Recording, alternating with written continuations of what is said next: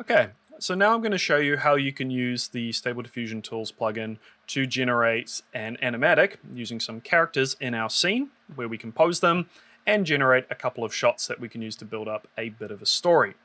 So the first thing we're going to need to do is put our characters into the scene. Go down to the content browser, open up plugins. If that's not visible, you need to open up settings and make sure show plugin content is visible.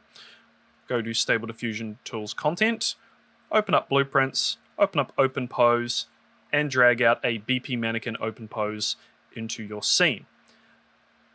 This does require the use of the mannequins pack from the Epic Unreal Marketplace. It's free. You can download it and add it to your project before you follow along with this.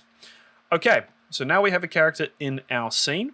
This is a special actor that will allow us to visualize the pose with this sort of colorful ball and stick design that our ControlNet processor will be able to pick up as being a character. So let's go ahead and just turn that pose off for the moment. Okay, so next thing we need to do, pop back up open to the content folder of your project. And you can do this in any folder you want, but what I'm going to do is I'm just going to go ahead and create a new cinematics level sequence asset. And I'm going to say tutorial rig, and I'm going to open that up. Now that I've opened up the sequence, make sure my mannequin is selected, go add track, actor to sequencer, add BP mannequin open pose. Once we've done that, this actor does have a control rig component on it, so we get a rig which we can use for controlling our mannequin. Now, what we want to do at this stage is go ahead and put our character into a pose. I recommend first maybe putting it into IK mode for the arms and legs. We aren't going to be animating this, we're just going to be posing it, so it makes sense to kind of just try to make it as quick and easy as possible. I'm going to go ahead and maybe make a pose with the character perhaps looking into the distance. So I'm going to have one arm looking into the distance like so, shading the eyes, and I'm going to have the other hand on the hips. Okay.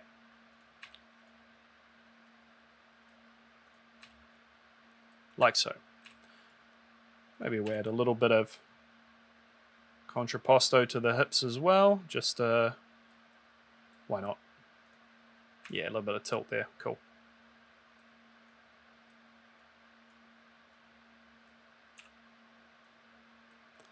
Okay, now we're just going to position the camera.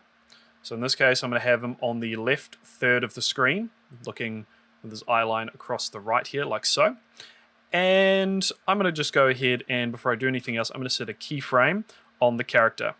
The rig does like to snap back to its original position, which is annoying because we lose our pose, but that's good for the moment. Okay, so back here in our plugin UI, I'm going to change my model asset to the Diffuser's ControlNet OpenPose preset. I'm now going to go down and set my size to 640 by 360, so that is a 16:9 resolution, and 16:9 aspect ratio, sorry. And for positive prompts, I'm going to start describing what I want this character to be and the sort of scene that I want them to show up in. So in this case, I want to say something like an explorer shading their eyes looking towards the camera. Maybe a photograph of an explorer. Make it a little bit more detailed. Okay, maybe something else, like a man wearing a cowboy hat and a leather duster jacket. Maybe some sort of explorer. Let's say maybe a desert. We'll say a rocky desert, not a sandy desert. A rocky desert, and maybe something for the time of day as well. Let's say wispy white clouds in a blue sky.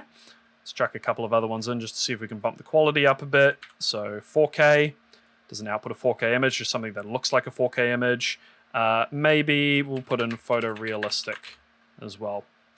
Okay, let's chuck in a couple of negative prompts as well, just to put in things we don't want to see. We don't want to see it as something like an animation. We don't want to see something that's abstract. We don't want something that is blurry or out of focus. We don't want something also that looks ugly. We want something that looks kind of interesting. Okay, that's a good start. Let's see what we get that. We can tweak some of those later on to see if we can improve the result a little bit. And once we've done all of that, I'm also just going to go ahead and save my scene. Oh, well, maybe not. I'll just save the sequence. Okay, there we go. So now that I've done that, I'm just going to go ahead and copy and paste those actually out just to another file. Just in case we have any problems or crashes, we can go ahead and paste these prompts back in.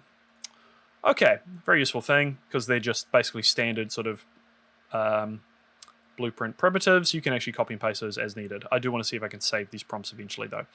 Okay, now that we've done that, let's go ahead and go up to our layers section. Now for this to work, our actor does need to be on a layer, and we need to pick that layer in our layer processor. So we just need to select our mannequin, right click and go add selected actors to new layer. I'm just going to give it a name like pose, for example, and then we're just going to go ahead and pick our pose layer here. Now to make sure that this works properly, we can go ahead and hit the eye icon, and if that works, it should make our character go into their sort of pose mode here. We can see what they look like. If we have real-time mode enabled by default, you can also see that update in real time as we move the camera around. Nice. Let's turn that off. Now, before I generate an image, I'm going to go up here to the menu for the viewport, and I'm going to go disable real-time override and disable real-time. This just makes the image generation process a little bit faster because it uses less resources on the graphics card, just rendering the viewport when it's not doing anything. Okay, let's just go ahead and hit generate image and wait briefly just to see what we get. If you haven't used one of these presets before, it will have to download an additional ControlNet model, depending on how many different sort of layers you have picked, or depending on the preset you've picked. Okay, now something I have noticed a lot with this, some of these presets and some of these poses, is that a lot of the characters like to sort of look away from the camera and not towards the camera. So a couple of things that we might want to try to see if we can fix that is man facing the camera with a I don't know, with a pensive expression.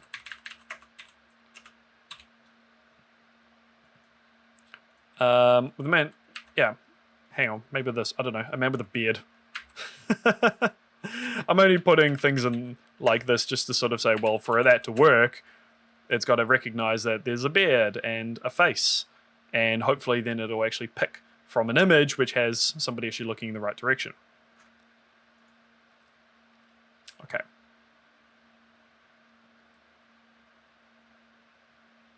The other thing is sometimes just kind of keep hitting the generate button, get different iterations, basically until we get to something where there's some source imagery as part of the process, which is of somebody looking towards the camera. But you do have a little bit of an idea with what's going on already. We've got, for example, our characters in the right position, forming the right pose, just facing in the wrong direction. Let's keep going, see if we can get one facing the right way. The thing with this system is you've really just got to try lots of different iterations. It's kind of a little bit sort of random. You basically are changing the random seed every time you hit the generate button, and eventually we'll get something that will have the right elements of randomness that will give us an image that we care about.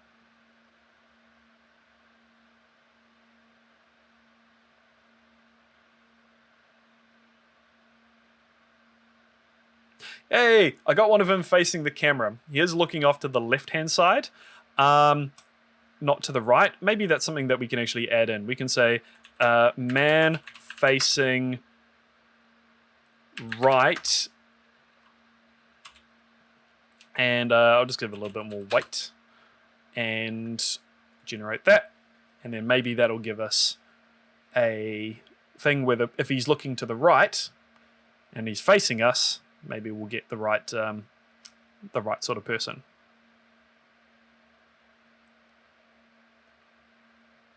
Oh, let's do another one. I haven't specified a lot in terms of his, like, the color of the sort of things he's wearing. So if maybe, for example, I could throw something in to say maybe what the color of his shirt or his jeans were, maybe if he's wearing a backpack or something, just to see if I can try to create some images which have a little bit more character consistency. So because I've described some stuff like in regards to sort of more of a cowboy hat, that means we're getting things that look like cowboys, and most of them are wearing jeans, for example. Yeah. Oh, that one could be facing the camera.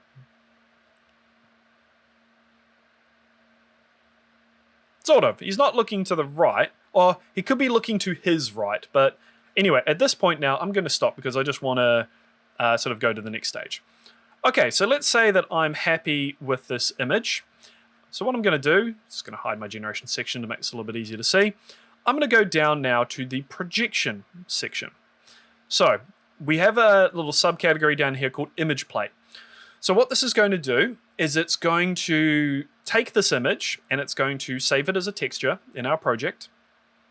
And we're just going to give it a name. I'm going to say, in this case, if I was building up a storyboard, I would be putting down what is the name of where in the story this would actually take place. So what shot number, or maybe if you have a name or for the shot number, or if you're generating sub images within a shot, then sticking to the naming scheme of what it is you're working with makes sense. In this case, I'm going to call this shot 1. And I could also maybe say if I wanted to put different iterations, so because I wanted to have different variations of this shot and I wanted to compare and contrast to see which ones actually work, I'm just going to say there maybe A, just so it's variation A. I'm also going to check upsample.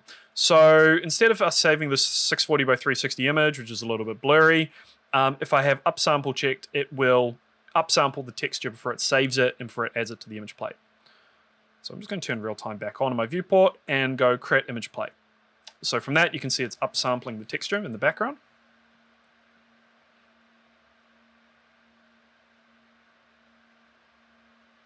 By default, this is going to save to an SD image plates folder in your project. You can set that to whatever you want.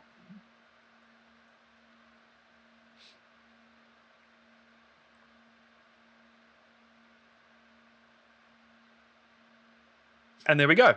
Now we can see we have an upsampled texture, got more definition sort of in the dust and the dirt there. But you can also see that we can see our plate here in the editor. So what this has done is our image plate, it's created for us, is basically a camera. And then that camera has an image plate attached to it, which is basically just a texture that is exactly positioned in front of the camera. So that's all we see in that camera. And once we've done that, you can actually do some kind of fun stuff with that as well if you want to play around. Like you can go to the image plate, for example, and if you wanted to, you could actually kind of push it out a bit to the point where we've actually got the character in front, like so. That's actually kind of something you could do as well. You could use this maybe to make a plate for the background that kind of extends out a little bit, and then put a couple of other objects in the foreground if you wanted to just, lay stuff out a little bit different. But that's kind of useful. Anyway, for the moment, I'm just going to leave it there. And now that we have that, down here in our sequencer, we're going to add a new camera cut track.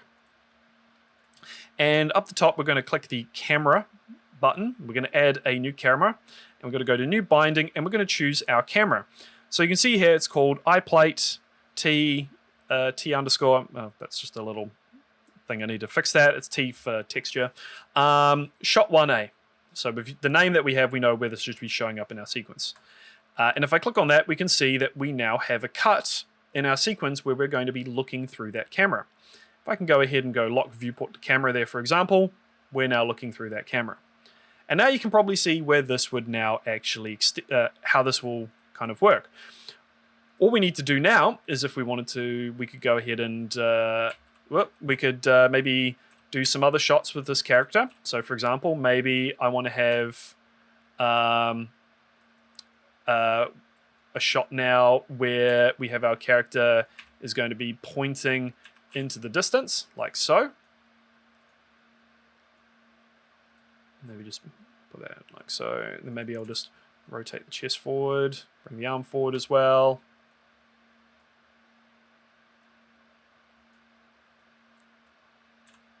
Okay, so I'm just going to have a pose like so. And let's see, he's facing in that direction. If I go ahead and maybe just spin it around so it's from the other sort of angle this time around. There we go, so we can have it. Yeah, so I'm facing this way. I'm just going to sort of do... no, actually, I'll keep on the same side, but I want to do more sort of an over-the-shoulder sort of shot now. Okay, and then maybe let's zoom in a little bit too. Let's go ahead and frame him a little bit nicer. Now, if we want to, of course, zoom in and stuff as well, we can go in and adjust the field of view of our camera. So maybe, for example, this is going to be a medium shot. So we're going to be framing the character from the waist up as he points into the distance. That might get a little bit tricky, how it represents the pose, but let's see how that works. So we're going to say mid shot, so we get the other hand in there as well. And once we're happy with that, I'm going to go ahead and set the keyframe again, just so I can freeze that in place. And let's generate a new image. I'm going to keep the same for this one. Maybe instead of him maybe this desert's on the edge of an ocean. So at this point, we actually want to have him on the edge of the ocean, where the desert meets the ocean and pointing out to the sea. So let's just go ahead and let's find the prompt, which describes a rocky desert bordering an ocean. And now maybe, for example, I could say something like, where was the man? The man was pointing. Was he pointing? No, okay, maybe I'll add that in. I'll add a new prompt, and I'm going to say a person pointing towards the ocean. Okay, let's go ahead and generate an image and let's see what we get.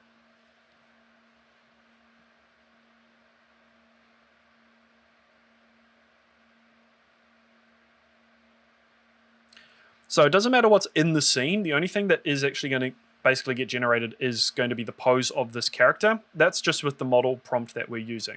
If we were using a different one, such as this one of the normal diffusers runtime 1.5 models, it would be taking what's actually in the viewport visually and would be trying to create something from that. So the mannequin would be, since it's quite silver, you'd be having characters that look quite silver as well.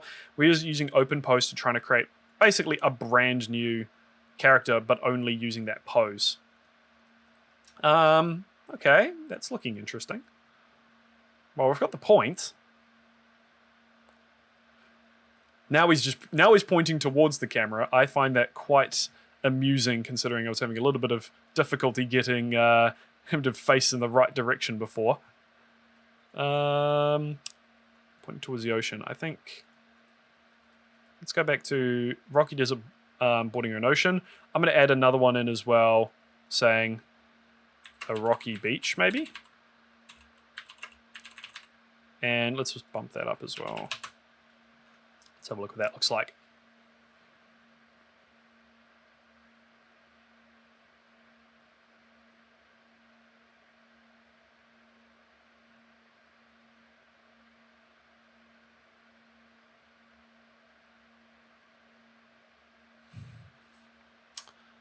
Interesting.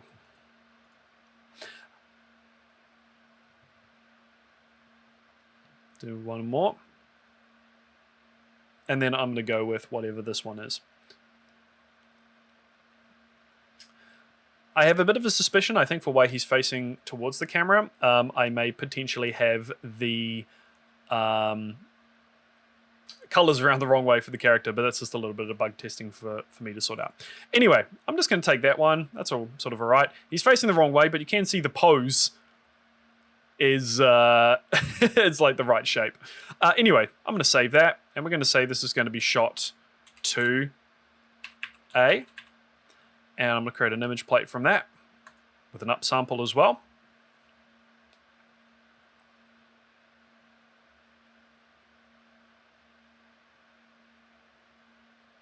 Cool, and there we go. Let's just turn real time on for that. Cool, so now that we have that, let's go back down to our sequence, and I'm going to go ahead and just resize this existing cut, and I'm going to add a new character, a new camera binding. I'm going to add my shot 2A, and there's my shot. So if I look through the camera cut now, if I go play, we can actually go through and play our animatic with the different shots that we're building up. Okay, so one last little thing. If you want to animate your image plane moving around, so to simulate sort of camera movements, zooming in, panning, that sort of thing, what we want to do is first go ahead and pick the shot that we want to animate. So in this case, I'm going to choose shot 1. We want to make sure in our details that on the image plate component that we disable fill screen. Fill screen by default is going to fill the entire viewport. But instead, if we disable that, and then zoom in to the image a little bit to give us some space in order to animate this. So just set basically its fixed size to something that is a little bit bigger than your screen. Now that we've done that, we can go back to our camera, add a new track, and we're going to add our image plate. And now we're going to add a track to that image plate component. We're going to add a transform. And for that transform, now we can set keyframes on our positions. So in this case, let's say I was doing a pan shot from left to right. So I'm going to set my start position, Y position. I'm going to set my start Z position. So I'm framed that up how I want that to be framed. Set a keyframe on both of those. Oop, probably help if I set those keyframes at the beginning. And go to the end of that shot, a little bit past it actually.